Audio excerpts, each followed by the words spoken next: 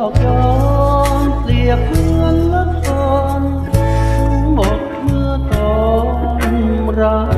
ใจบทบาทที่ลาแตกต่างกันไปถึงสูงเพียงใดต่างจบลงไปเหมือนกันเกิดมาต้องตายร่างกายผู้พังผู้คนเขาชังคิดยิ่งระวังไว้วันต่างเกิดขึ้นมาร่วมโลกเดียวกันถือผิวช่างพันต่างเหยียดหยามกัน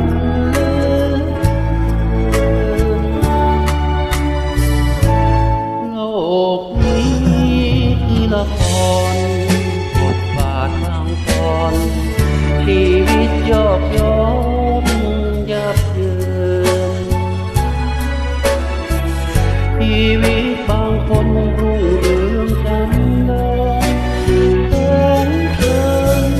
พื้นเดินอยู่บนหนทางวิมาน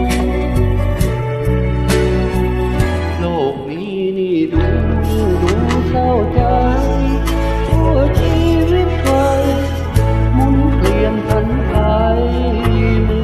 อนมันเกิดจากเรื่องของบุญของประการนั้นแล้วไม่นานผิดม่านเป็นความตาย